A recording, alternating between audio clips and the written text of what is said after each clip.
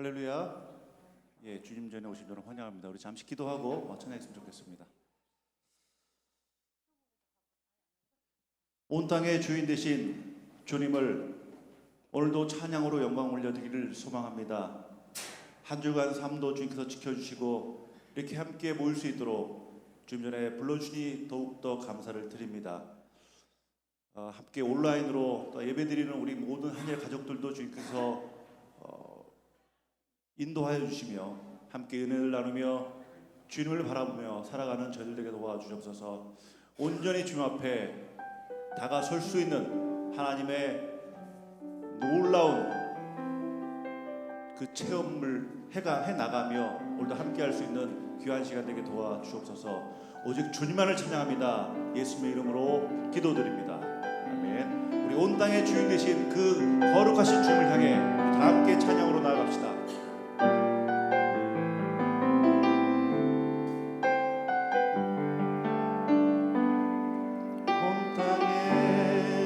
주인 되신 주님이 내 이름 아시며 상한 만물 보내 어둠을 밝히시는 새벽별 방황하는 내 맘 주의 길 비추시네.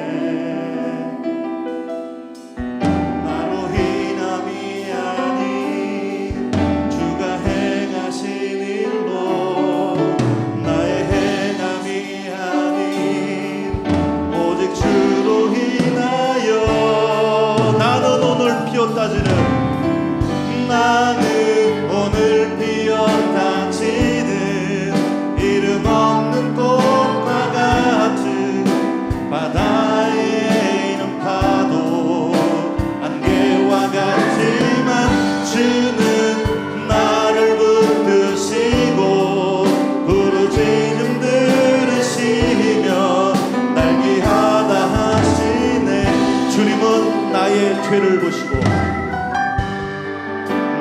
죄를 보시고 사랑의 눈으로 날 일으키네. 바다를 잠잠하게 하시듯 바다를 잠잠하게 하시듯 내 영혼의 폭풍 고롭게 하시네. 나로 인함이 아닌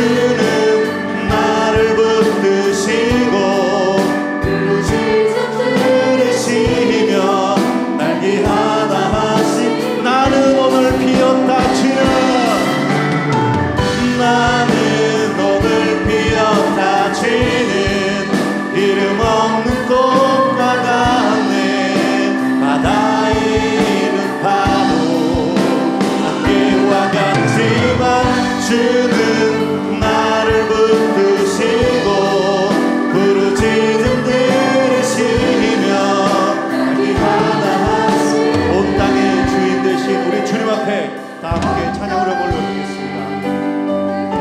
주님이 내 이름 아시며 상한 밤을 보내 어둠을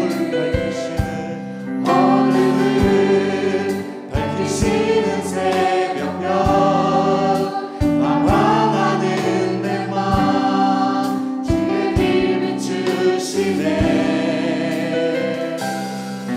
나로 인함이 아닌 주가 행하신 일로 나의 행함이 아닌 오직 주로 인하여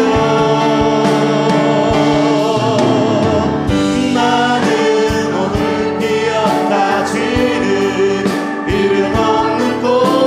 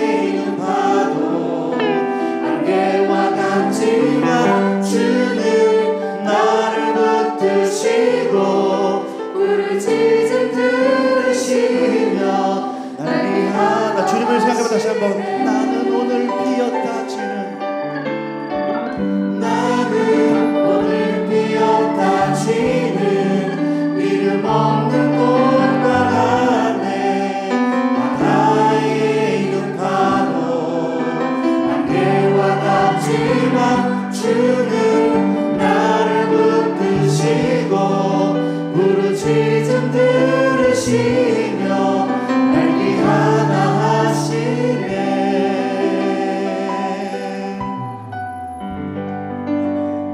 오직 주님만을 찬양하길 원합니다.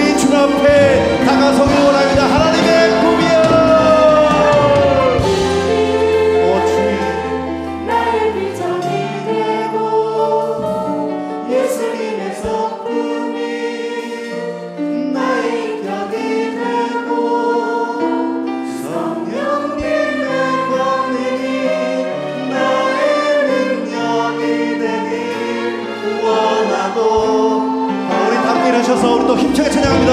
하나님의 금이, 하나님의 금이 나의 비전이 되고 나의 비전이 돼. 예수님의 성품이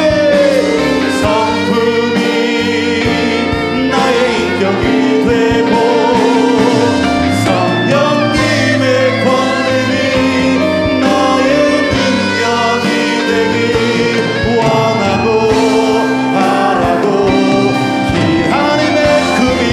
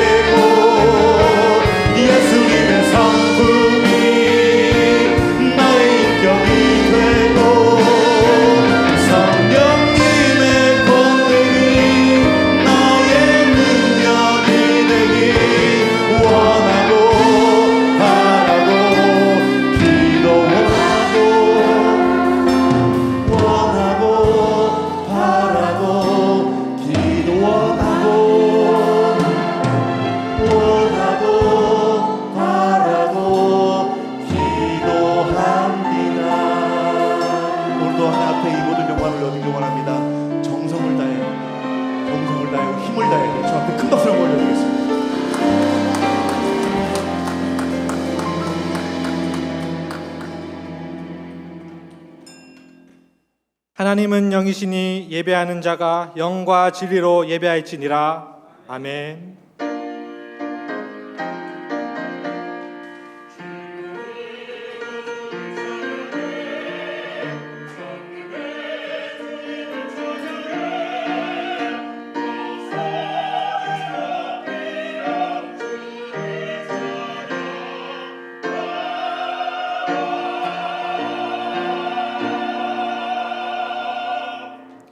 신앙 고백합니다.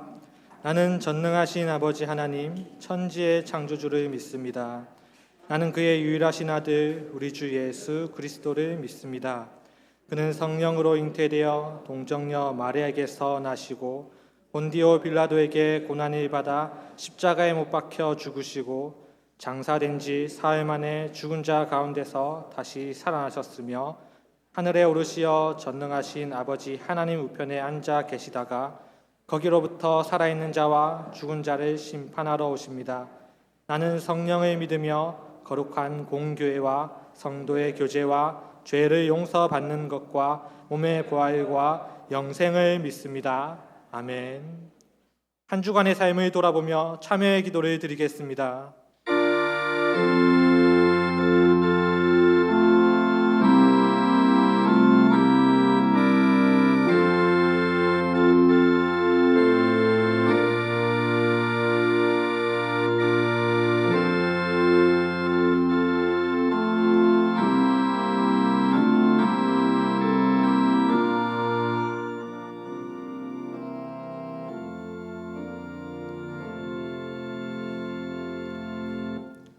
우리는 그리스도 안에서 그의 은혜의 풍성함을 따라 그의 피로 말미암아 속량 곧 죄 사함을 받았느니라. 아멘.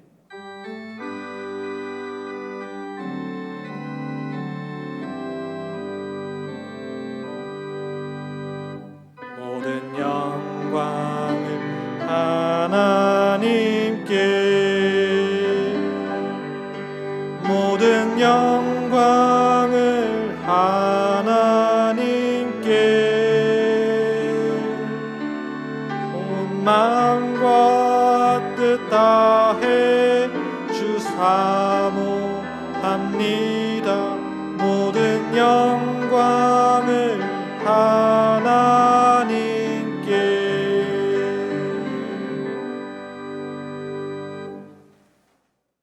제1은 너는 나 외에는 다른 신들을 내게 두지 말라.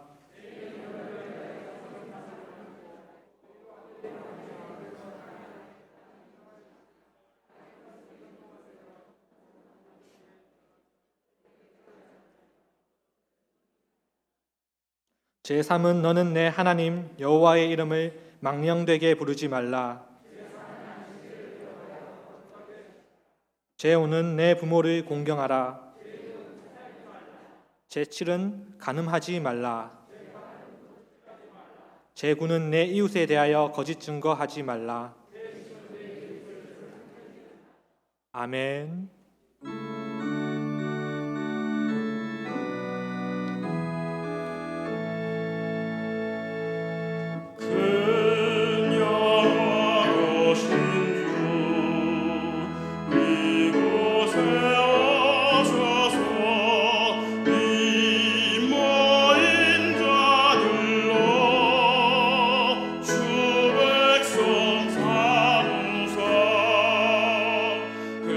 주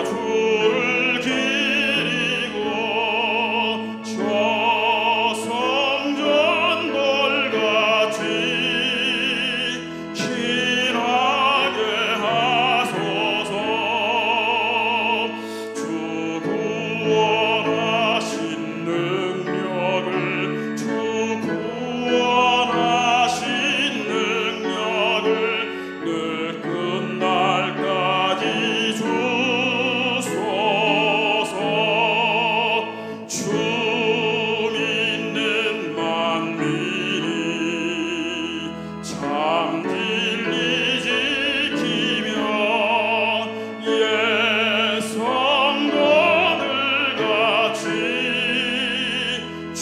찬송하다가 저 천국 보좌 앞에서 저 천국 보좌 앞에서 늘 찬송하게 하소서.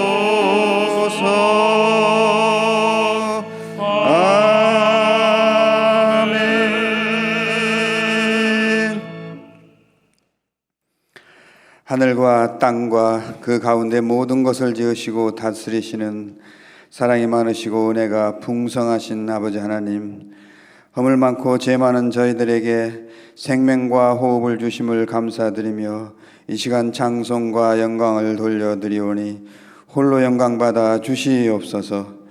각기 모습이 다르고 성품도 다르지만 한 마음으로 주님을 구주로 믿으며 또 의지하며 주를 믿고 따르고자 이곳에 모인 주님의 백성들을 어여삐 여기사 축복하여 주시옵시고 복내려 주시어서 주의 자녀로서 부끄럽지 않는 삶을 살아가게 하여 주시옵소서. 더위 속에서 쏟아지는 한 줄기 소나기처럼 저희들의 해묵은 죄악들을 씻겨 나갈 수 있기를 이 시간 간절히 기도하오니 사랑의 주님, 죄사함의 은총을 주시어서 우리의 죄를 깨끗하게 씻겨 주시옵소서. 사자 목사님을 통하여서 주시는 하나님의 귀한 말씀을 힘입어서 이 힘겨운 삶을 능히 극복하며 이기고 나갈 수 있는 힘 주시고 능력을 주시옵소서. 그리스도를 통하여서 저희들의 육체의 소욕에서 자유케 하신 거룩하신 아버지 하나님, 저희로 하여금 주님의 참된 자녀가 되게 하사 세상적인 욕심을 벗어버리고 주님의 나라만 바라보며 성령의 뜻을 따라서 사랑과 믿음으로 서로가 서로를 위하여 기도하게 하시고 사랑과 희락의 열매를 많이 맺을 수 있도록 하여 주시옵소서.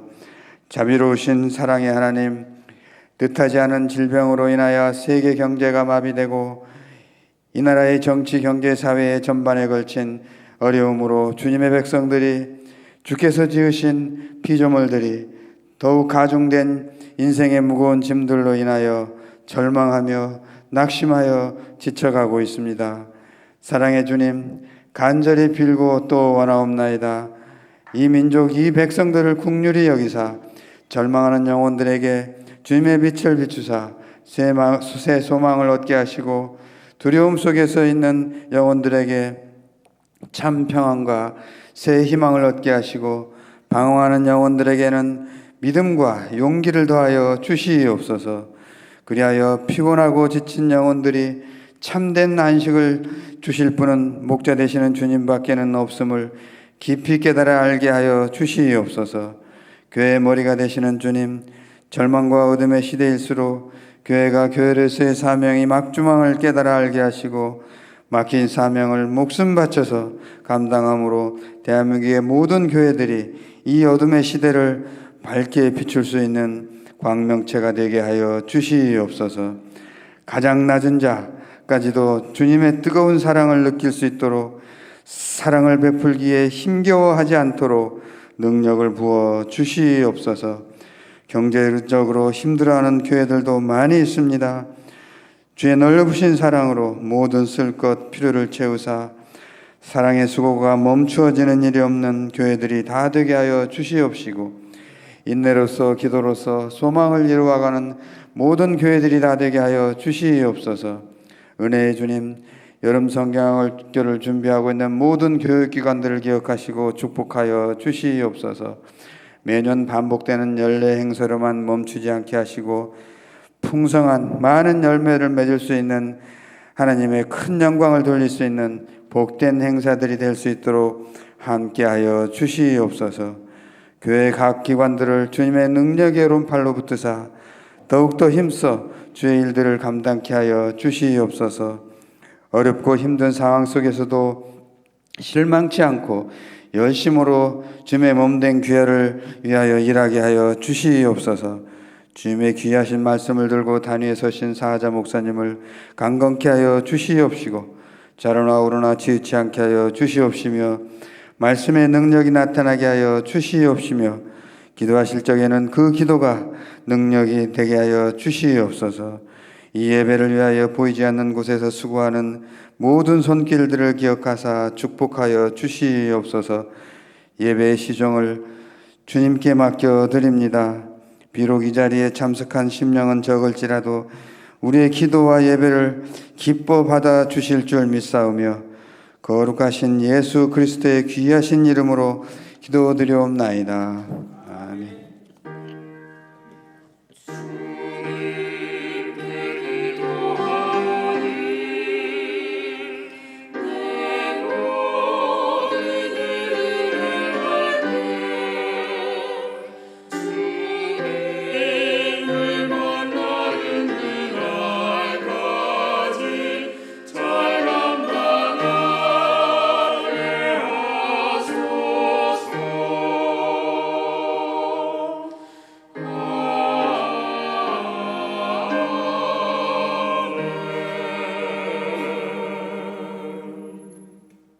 일어나서 하나님의 말씀을 받겠습니다.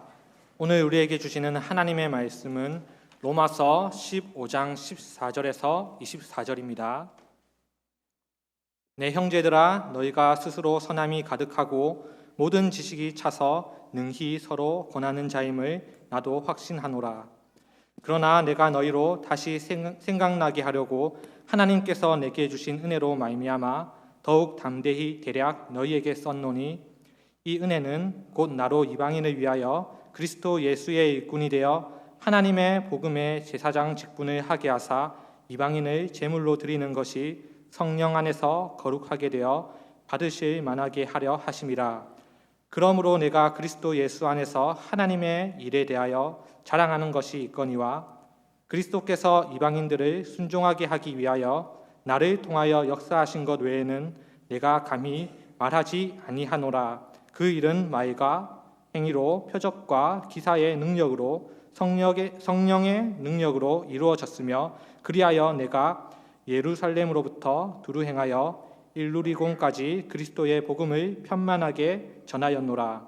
또 내가 그리스도의 이름을 부르는 곳에는 복음을 전하지 않기를 힘썼노니 이는 남의 터 위에 건축하지 아니하려 함이라. 기록된 바 주의 소식을 받지 못한 자들이 볼 것이요 듣지 못한 자들이 깨달으리라 함과 같으니라. 그러므로 또한 내가 너희에게 가려 하던 것이 여러 번 막혔더니 이제는 이 지방에 일할 곳이 없고 또 여러 해 전부터 언제든지 서바나로 갈 때에 너희에게 가기를 바라고 있었으니 이는 지나가는 길에 너희를 보고 먼저 너희와 사귐으로 얼마간 기쁨을 가진 후에 너희가 그리로 보내주기를 바람이라. 아멘.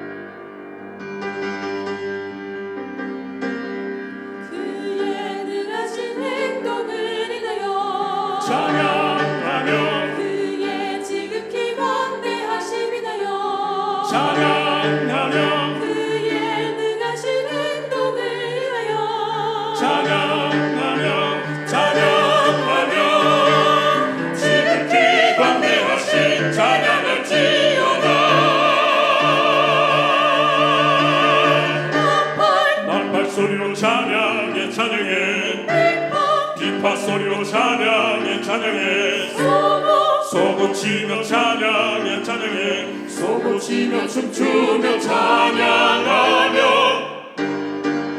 목소리로 춤추며 찬양하며 주께 찬양 주께 찬양 주께 찬양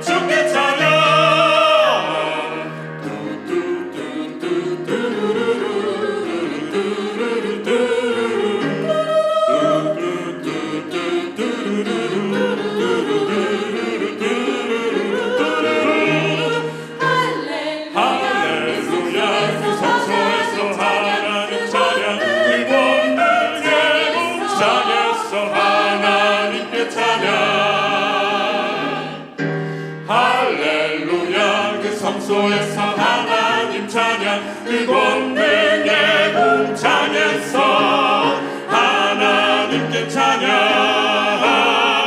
하나님께 찬양 하나님께 찬양.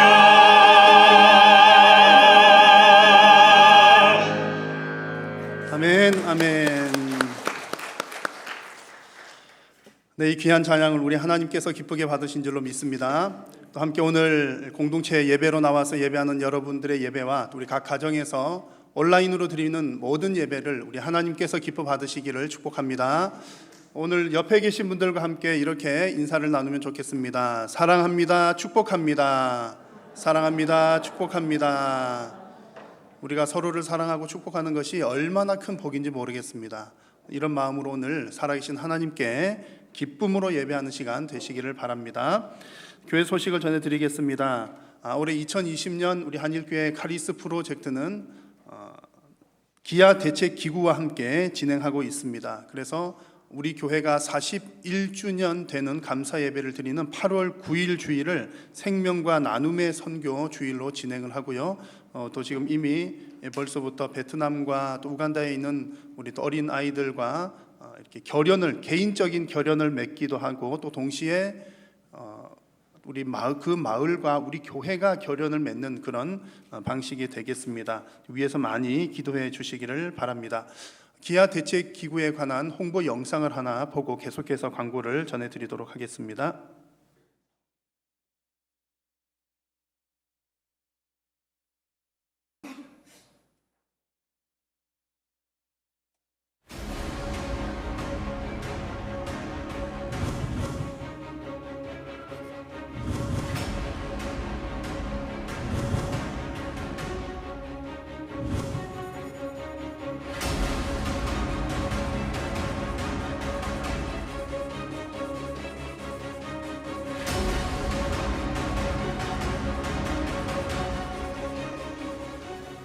매 순간 한 사람씩 죽어갑니다. 그래서 우리는 한 사람씩 살려냅니다. 도움이 필요한 곳이라면 어디든지 달려가는 기아 대책. 기아 대책은 가난한 이웃들을 단순히 돕는 것에 그치지 않고 그들이 또 다른 이웃을 도울 수 있도록 성장시킵니다. 기아 대책은 기독교 정신을 바탕으로 세워진 선교 기관입니다. 하나님께서 우리를 부르셨고 우리는 세상의 육적, 영적 굶주림이 종식되는 그때까지 그 부르심에 응답하였습니다.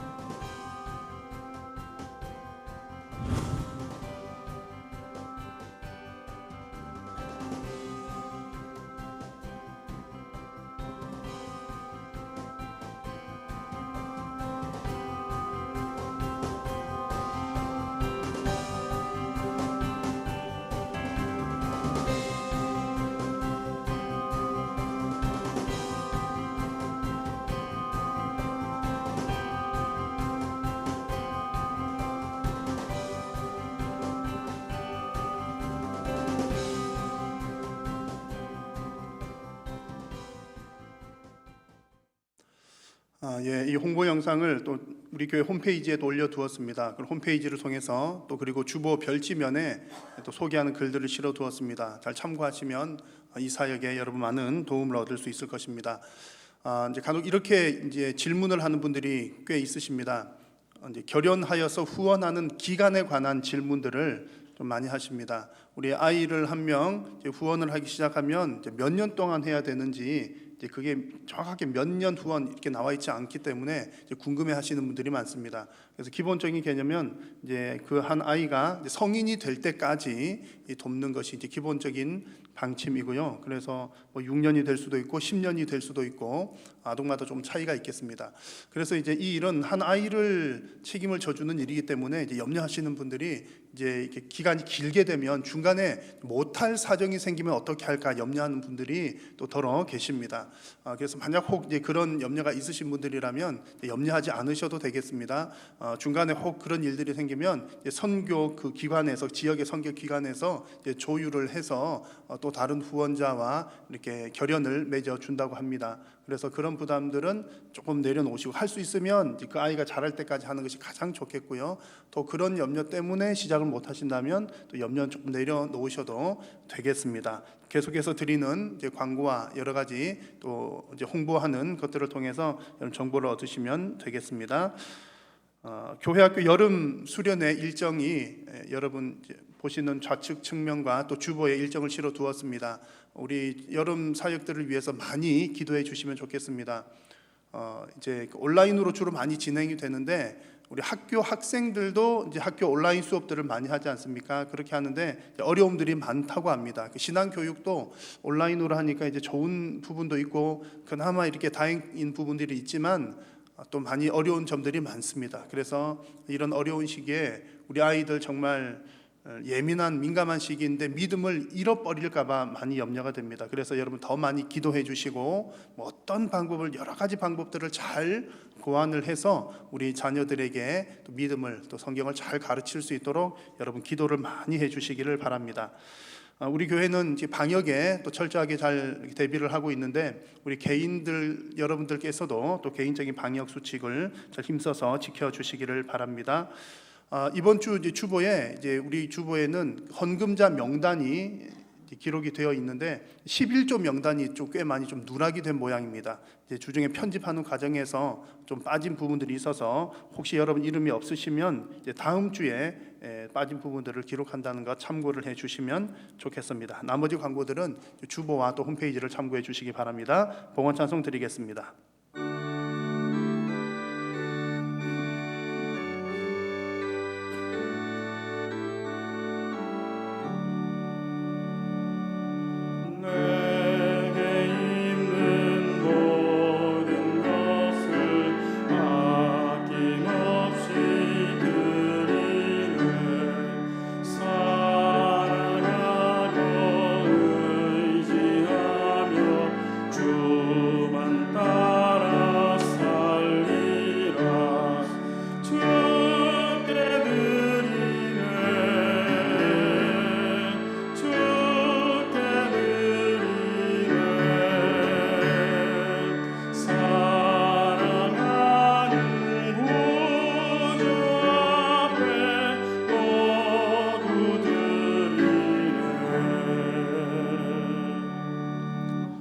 오늘도 살아계신 성삼위 하나님께 예배할 수 있도록 인도하여 주심을 감사합니다.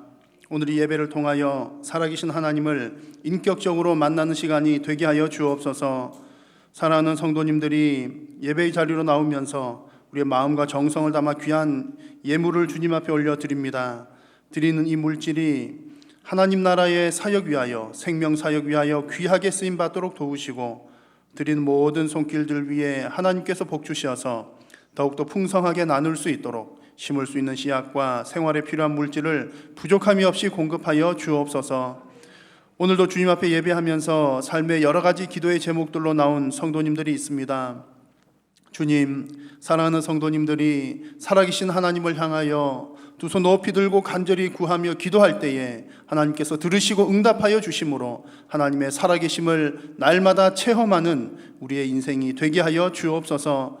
아직 믿지 않는 가족들이 있다면 하나님 믿음을 허락하여 주시고 육신의 질병으로 고통당하는 성도님들 그 질병이 떠나가게 하시고 경제의 모든 어려움들도 하나님께서 해결하여 주시며 각 가정마다 생업 위에 복의 복을 더하여 주옵소서. 어려운 이때에 하나님의 도우심과 하나님의 지키심과 하나님의 공급하심을 체험하는 귀하고 복된 시간들이 되게 하여 주옵소서.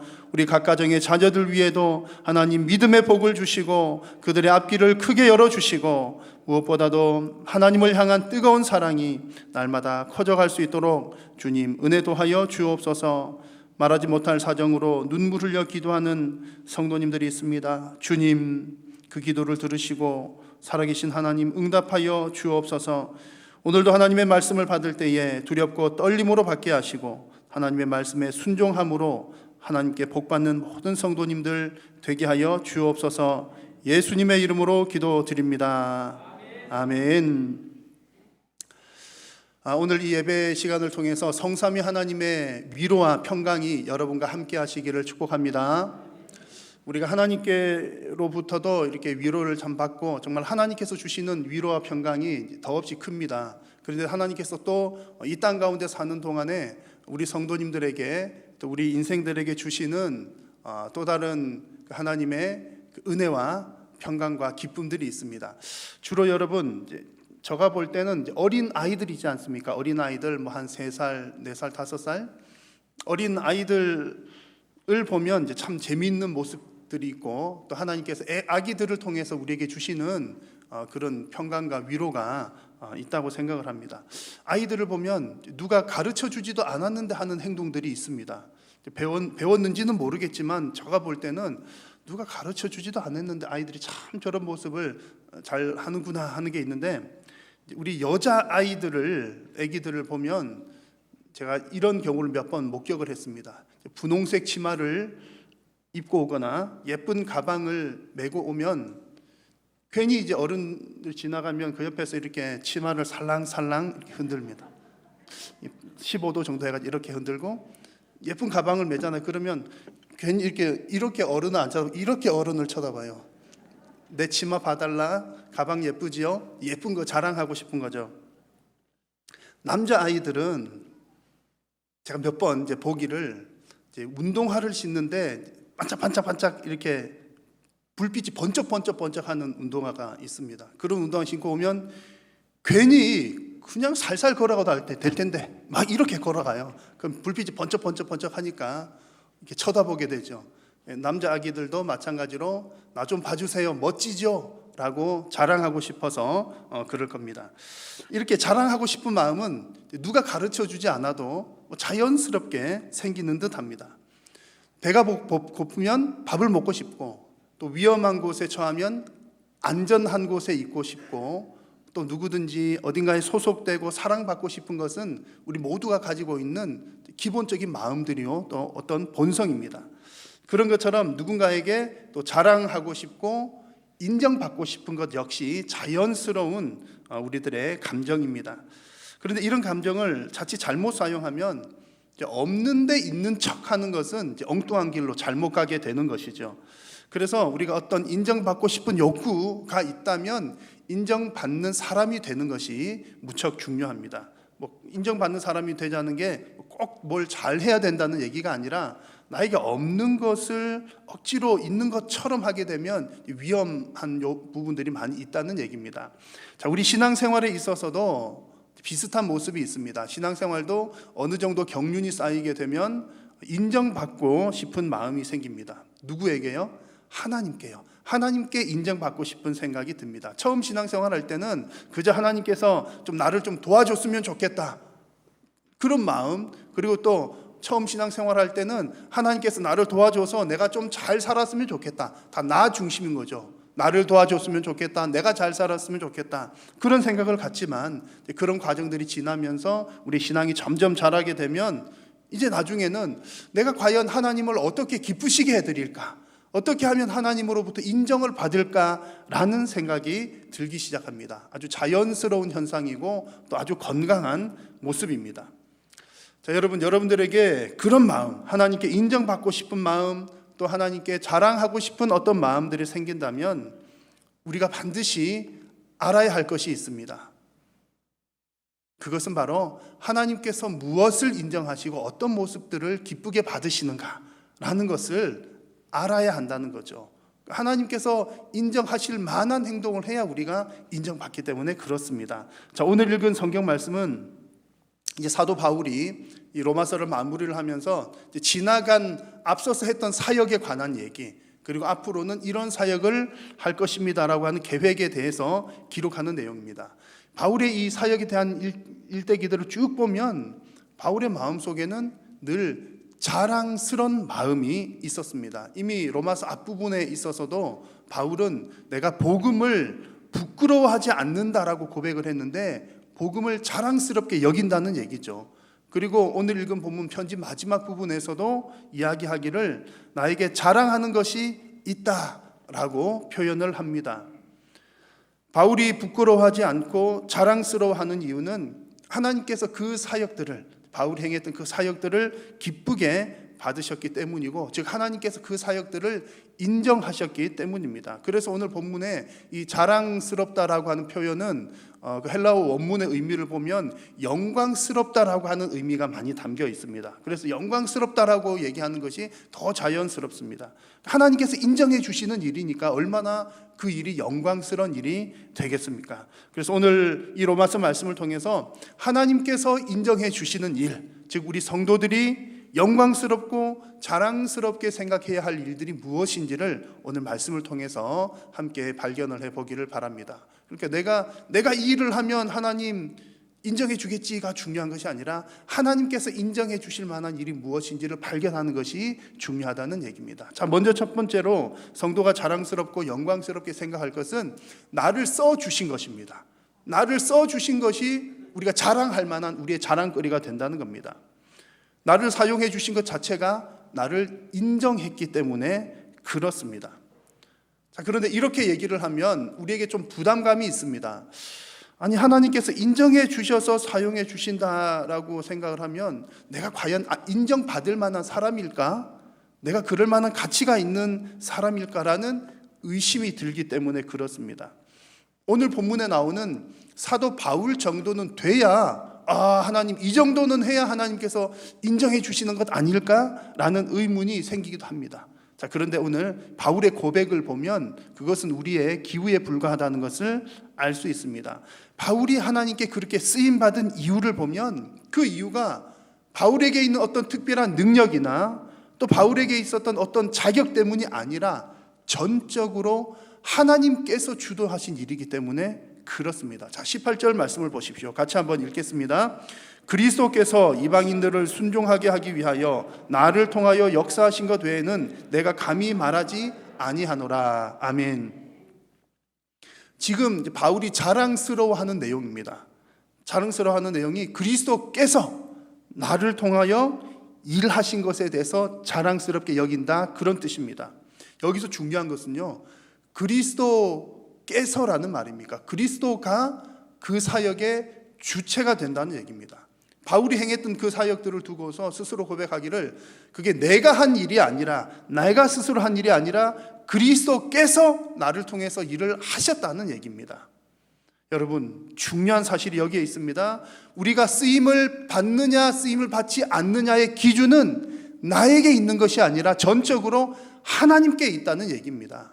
내가 뭐 어떻게 준비가 잘 되어 있거나 내가 어떻게 가진 것이 많다고 해서 쓰임 받느냐 쓰임 받지 못하느냐 결정하는 것이 아니라 하나님께서 하나님의 필요를 따라 하나님의 선택대로 우리를 사용해 주신다는 얘기입니다. 그러니 만약 우리가 여러분들이 쓰임을 받으셨다면 내가 쓰임 받았다고 나를 자랑할 것이 전혀 없습니다. 또 반대로 나에게 자랑할 것이 없다 손 치더라도 내가 쓰임받지 못할 것에 대해서 내가 염려할 이유도 전혀 없습니다. 나의 어떠함이 중요한 것이 아니라 그 주체가 하나님께 있기 때문에 그렇습니다. 더운 여름철에 여러분 수박 드시면 시원하시죠? 어느 쪽 수박이 더 맛있어 보이십니까? 취향마다 다르시겠지만 몇 주 전인가 우리 교회에 설교하시는 분이 오셔서, 설교자가 오시면 또 이렇게 간식을 준비를 하거든요. 준비한 부서에서 저렇게, 여러분 보실 때 왼쪽입니까? 여러분 보실 때 오른쪽에 있는 그처럼 가지런하게 딱 저렇게 잘라놨더라고요. 저 처음 봤거든요. 그래가지고 이 맛도 더 있어 보인다 그래가지고 먹어봤더니 실제로 당도가 0.5% 더 높았습니다. 제가 느끼기에 똑같은 수박이지만 누구의 손에 칼이 들려 있었느냐에 따라서 모양도 달라지고 느낌이 확연히 달라집니다. 제가 자른 것과 권사님들이 자른 것 확실히 다르다는 얘기죠. 여러분, 똑같은 재료를 하더라도 누구 손에 달려 있느냐, 그 손이 더 중요합니다. 비록 나는 연약한 존재라고 할지라도 연약한 나를 하나님께서 사용해 주시면 우리는 빛나는 존재가 되는 줄로 믿습니다. 그래서 여러분, 우리가 어떤 것을 자랑해야 되겠습니까? 내가 준비가 잘 되었다, 그런 자랑이 아니라 하나님께 쓰임 받는 것이 여러분들의 자랑거리가 되시기를 축원합니다. 하나님 손에 붙들리시기를 바랍니다. 자, 성도가 하나님께 쓰임을 받는 것은 뭐 여러 가지들 방식들이 있습니다. 뭐 여러 모양으로 쓰임 받는데 그 중에 가장 중요한 것, 가장 으뜸이라고 하는 것을 꼽으라면 당연히 복음을 전하는 사역입니다. 복음 전하는 사역이 가장 중요합니다. 왜냐하면 이것은 직접적으로 생명을 살리는 일이기 때문에 그렇습니다. 그리고 또한 죄인들을 하나님과 화목시켜주는 사역이 복음을 전하는 일이기 때문에 그렇습니다. 다른 봉사나 다른 사역들이 중요하지 않다는 얘기가 아닙니다. 다른 모든 봉사들, 모든 사역들도 이것을 위해서 함께 협력을 하는 겁니다. 지난번 제가 직분 그런 설교를 할 때 말씀을 여러 차례 드렸습니다만 모든 봉사들이 결국에는 생명 살리기 위해서 협력을 하는 그런 겁니다. 직접 수술하는 도구를 들지 않았지만 함께 그 일을 하고 있는 것이죠. 그러니 여러분, 이 복음을 전하는 사역이야말로 우리 성도들이 자랑스러워해야 될 일이고 또한 하나님께서 인정해 주시는 귀한 일입니다. 오늘 성경에서 바울의 경우에 정말 이 사역에, 복음 전하는 사역에 충성을 다했습니다. 19절을 보십시오. 그리하여 내가 예루살렘으로부터 두루 행하여 일루리곤까지 그리스도의 복음을 편만하게 전하였노라, 그렇게 고백합니다. 예루살렘은 복음이 시작된 곳입니다. 그리고 일루리곤은 그리스 북서부 쪽에 있는 지역입니다. 그러니까 아시아로부터 시작해서 저기 유럽까지 복음을 전했다, 그런 얘기입니다. 넓은 지역을 전했다는 얘기죠. 또 편만하게 전했다는 얘기는 충분히 전했다는 얘기이고 또 완전하게 전했다는 그런 얘기입니다. 지금 바울은 이렇게 복음 전하는 일을 열심히 충성스럽게 잘 감당을 했기 때문에 이 일이 자랑스럽습니다. 그리고 하나님께서도 이 복음 전하는 사역을 귀하게 여기시고 인정을 해 주십니다. 왜 그렇다고요? 복음은 죽은 영혼을 살리는 생명 사역이기 때문에, 그리고 하나님께서는 성도를 통해서 이 일을 이루기를 원하시기 때문에 이 사역이 귀한 사역이라는 얘기입니다. 믿으십니까 여러분? 복음 사역의 가장 중요한 줄 믿으십니까? 아멘입니다. 자, 아멘 하셨다면 지금 여러분들의 모습은 어떠십니까? 복음을 열심히 잘 증거하고 계십니까? 아니면 왕년에 증거 잘 하셨습니까? 앞으로 하실 계획이십니까? 요즘에 코로나 때문에 아무것도 못하는 정말 그런 때잖아요. 누구에게 뭐 예수 믿으시오 어디 나가서 전도하기도 정말 제약이 많은 그런 때입니다. 그러나 그런 때라 할지라도 어떤 방법을 통해서든 마스크 쓰고 100m 떨어져서 하든 전화를 하든 여러분 우리의 사명인 줄로 믿습니다. 만약 여러분들께서 지금 이 복음 전하는 일을 하지 않고 계신다면 그 이유가 뭘까요? 이제 코로나 때문에요 빼고요. 코로나 때문에 빼고 제가 생각해 볼 때는 이제 둘 중에 하나가 아닐까 싶습니다. 하나는 잘 몰라서 그렇습니다. 뭘 모르죠?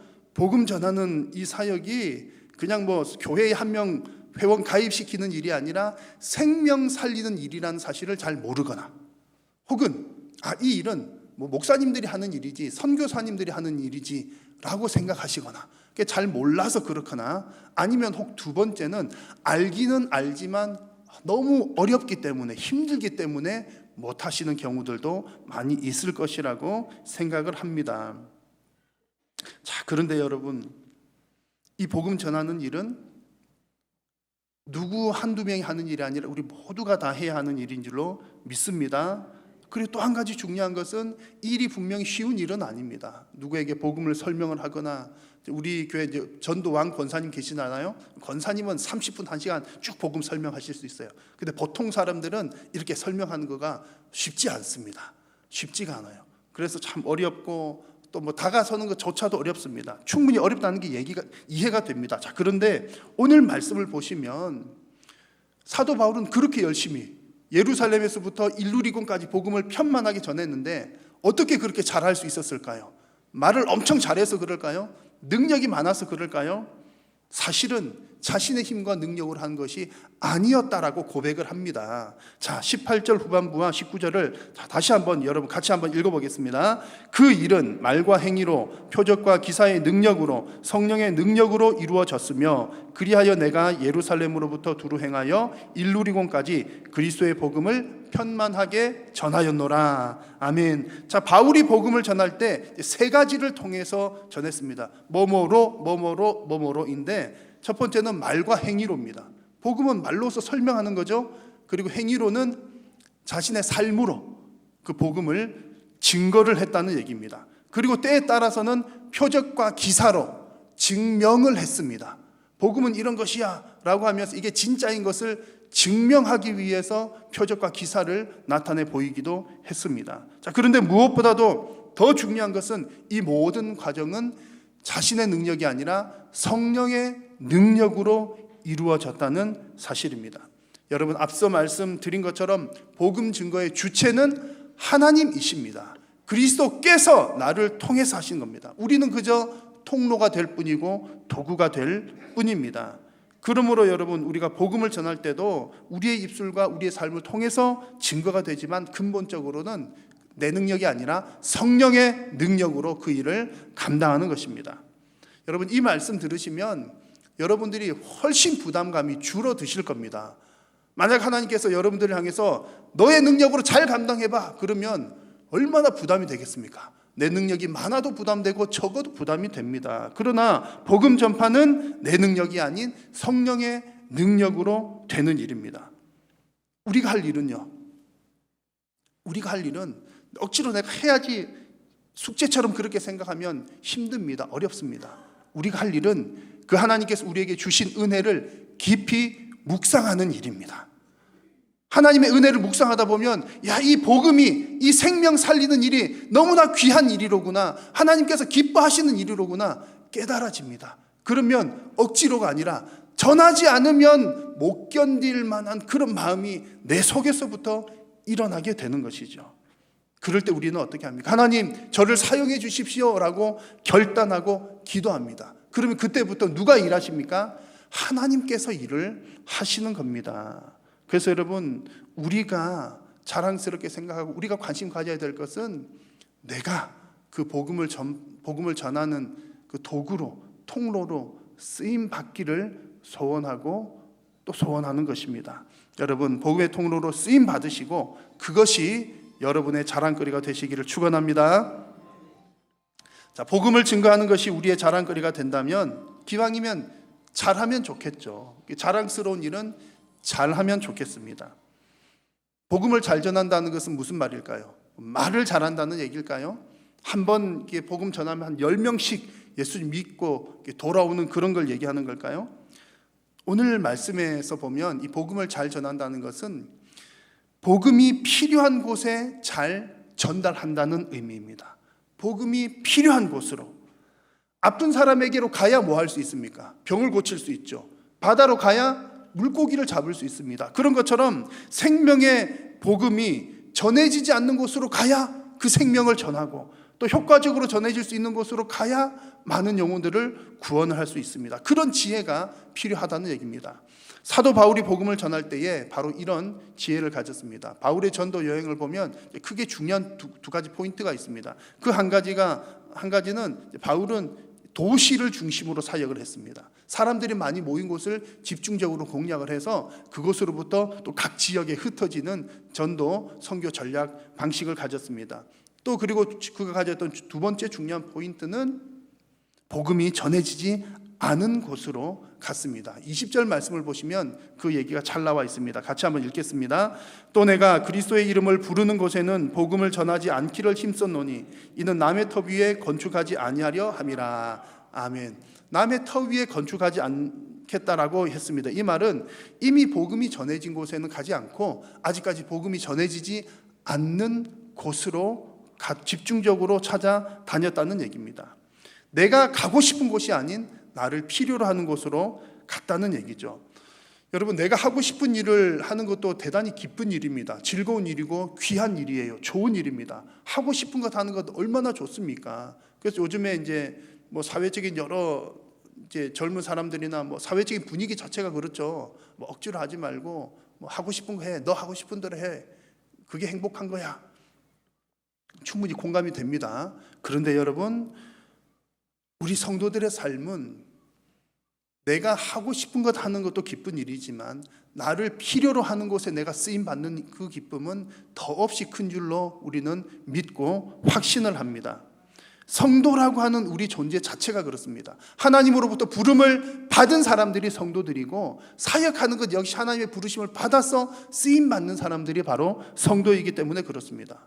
여러분 한번 생각해 보십시오. 여러분 처음 예수님 믿을 때 여러분 발로 찾아와서 예수님 믿었습니까? 하나님 부르셔서 찾아오셨습니까? 만약에 내 스스로 걸어와서 난 예수님 믿었어요 라고 하는 것은 그렇게 대답하시면 곤란합니다. 이단 되는 거예요. 이단. 물론 내가 이제 내 발로는 걸어왔지만 하나님께서 우리 마음을 감동해 주시고 인도를 해 주신 겁니다. 우리가 하나님의 일을 하게 되는 것도 마찬가지입니다. 하나님께서 우리를 부르셔서 그 일을 맡기십니다. 하나님께서 성도를 부르시는 이유는 하나님의 큰 목적이 있기 때문에 그렇습니다. 하나님은 구원의 완성이라고 하는 큰 그림, 이 그림은 수천 년짜리 그림이라고 할 수 있겠습니다. 그런 그림을 가지고 계신데 우리들은 그 큰 그림을 다 알 수가 없습니다. 수천 년 중에 몇십 년, 길어야 100년 살다가는 우리는 하나님의 그 큰 그림을 이해할 수도 없고 다 알 수 없습니다. 그 큰 그림은 오직 하나님만 아시기 때문에 우리는 하나님께서 부르시는 곳으로, 하나님께서 배정해 주시는 곳으로 가야 합니다. 그래서 만약에 하나님께서 여러분들을 어떤 사역으로 부르신다면 하나님께서 나를 그곳으로 부르셔서 그곳의 그림을 메우기 위해서 부르셨구나라고 믿으시기를 바랍니다. 그리고 그 빈 곳을 메우기 위해 부름받았다는 그 사실 자체가 여러분들의 자랑거리가 되시기를 축원합니다. 자, 우리 성도들이 자랑할 만한 마지막 또 한 가지의 일은 복음의 사역자를 파송하는 일입니다. 복음의 사역자를 파송한다는 말은 선교사를 파송한다는 의미이기도 하고 또 한 가지는 목회자를 양성하는 일이기도 합니다. 자, 바울은 회심한 이후에 그의 사역을 쭉 살펴보면 그의 마음속에 늘 품고 있는 것이 있었습니다. 복음을 품고 있었고 또 한 가지는 땅끝을 품고 있었습니다. 아마 예수님께서 제자들에게 주신 그 지상 명령, 최고의 명령을 어떻게든 듣고 깨달아서 가지고 있었던 것 같습니다. 그래서 그가 늘 바라본 곳은 서바나였습니다. 스페인이지요. 23절을 보십시오. 같이 한번 읽겠습니다. 이제는 이 지방에 일할 곳이 없고 또 여러 해 전부터 언제든지 서바나로 갈 때에 너희에게 가기를 바라고 있었으니. 아멘. 이 지방에 일할 곳이 없다라고 하는 말은 그가 다녔던 그 모든 곳에서 이제 복음을 충분하게 전했다는 얘기입니다. 그러니 이제는 더 멀리 땅끝까지 가야겠다는 결단의 말입니다. 땅끝이 그 당시에 생각할 때는 서바나, 스페인이었습니다. 그리고 이제 바울은 늘 도시 중심으로 사역을 했다고 그랬잖아요. 서바나라고 하는 곳은 당시 로마 제국의 곡창지대였기 때문에 또 사람들이 많은 곳이었습니다. 그러니 그런 비전을 가진 바울에게 서바나, 스페인은 꼭 가야 될 땅끝이었던 거죠. 그런데 여러분, 그 일이 쉽겠습니까? 끝까지 간다는 일은 쉬운 일이 아닙니다. 그래서 그 일을 혼자 할 수 있는 일이 아니었기 때문에 바울은 로마 교회를 향해서 그 사역에 함께 동참해 줄 것을 요구하고 있습니다. 이는 지나가는 길에 너희를 보고 먼저 너희와 사귐으로 얼마간 기쁨을 가진 후에 너희가 그리로 보내주기를 바람이라. 무슨 얘기입니까? 로마 교회가 바울을 스페인 선교사로 파송해 주기를 바란다는 요청입니다. 그런데 이 말은 가만히 보면 좀 무리가 있어 보입니다. 왜냐하면 이 로마 교회는 바울이 개척한 교회도 아닌데 뭐 조금 도와주세요라고 하는 느낌이 아니라 스페인으로 선교사로 파송을 해달라고 하는 좀 큰 요청을 하고 있는 겁니다. 자, 그런데 이렇게 바울이 로마 교회를 향해서 요청을 할 때에 제가 말씀을 곰곰이 이렇게 살펴보니까 제가 받는 느낌으로는 지금 바울이 로마 교회 좀 도와주세요 이렇게 구걸하듯이 요청하는 것이 아니라 아주 떳떳하게 요청하는 모습으로 보입니다. 그러니까 요청할 만한 그렇게 친분이 있는 교회도 아니기 때문에 저분들이 도와줄까 말까 좀 도와주실래요? 그 정도가 아니란 얘기죠. 떳떳하게 이 일에 동참하십시오 라고 강력하게 요청을 하는 겁니다. 왜 그런가 하면 지금까지 바울이 감당했던 그 복음 사역이 바울 자신에게는 너무나 자랑스러운 일이었기 때문에, 복음을 전하는 일은 자랑스러운 일이기 때문에, 또한 하나님께서 기뻐하시는 일이기 때문에 로마 교회를 향해서도 이 일을 여러분 같이 하실래요? 소극적으로 말하는 것이 아니라 아주 자신감 있게 그 일에, 자랑스러운 일에 로마 교회를 초청을 하고 있는 것입니다. 빌립보서 말씀에도 보면 이렇게 말씀합니다. 같이 한번 읽겠습니다.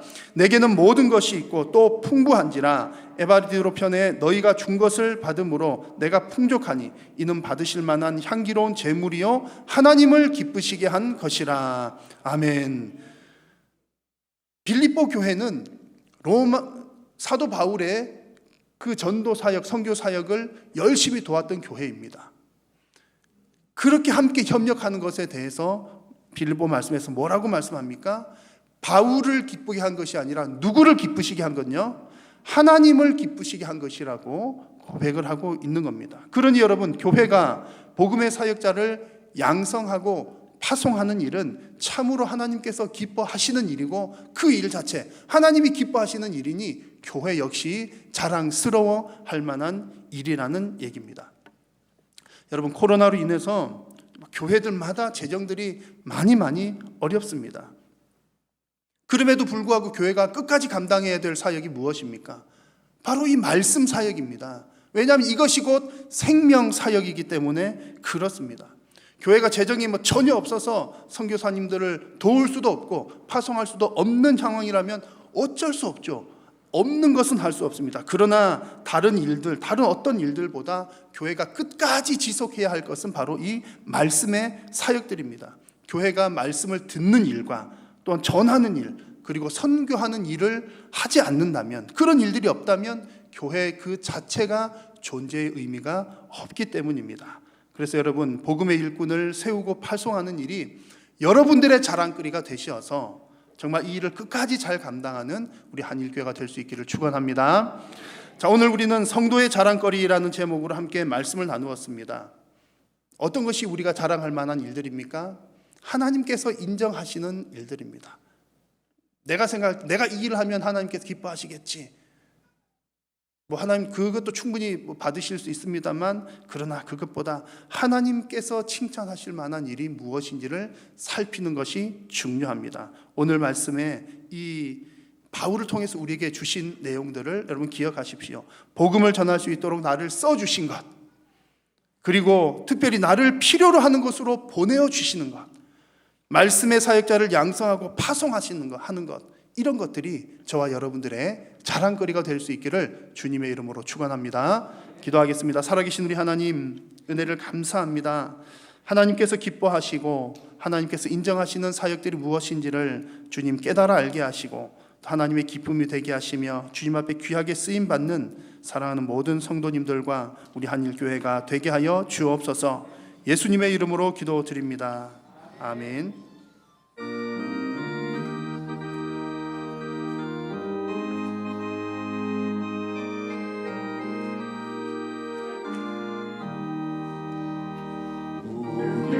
지금은 나그네 되어도 화려한 천국에 머져나가리니 이 세상 있을 때 주 예수 위하여 끝까지 힘써 일하세. 주에게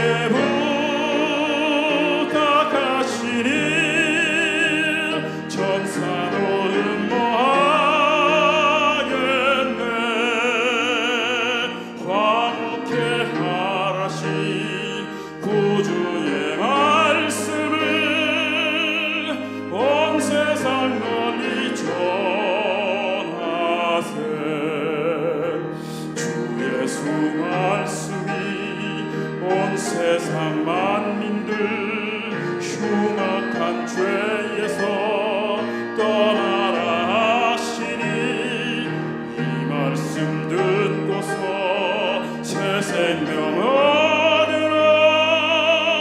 이 기쁜 소식 전하세. 주에게 부탁하시니 정사도 음모하겠네.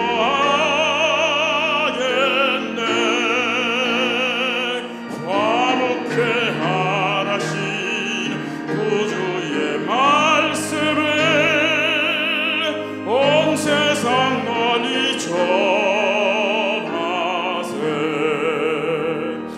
세계 공락과 전국에 갈 길을 만 백성 알도록 나가서 전하세. 주 예수 말씀이 이 모든 전하라 우리에게 부탁하셨네. 주에게 부탁하시니 천사도 흠모하겠네. 화목해 하라신 구주의 말씀을 온 세상 널리 전하세.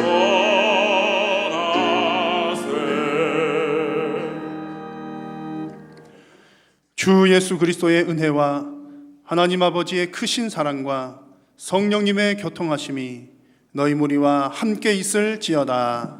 아멘. 주님 주신 참 사랑으로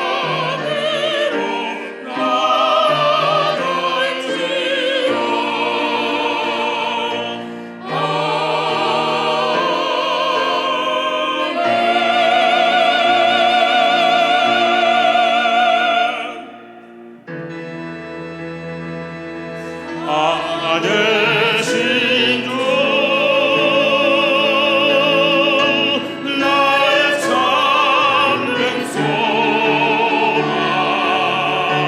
거룩한 근심 전혀 없네.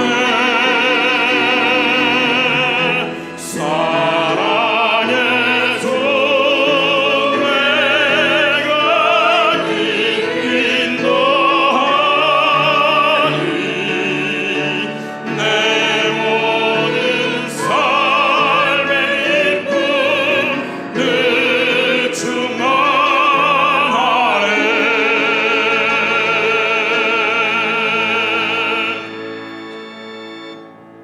예배를 마쳤습니다. 한 주간 주 안에서 평안하시길 바랍니다.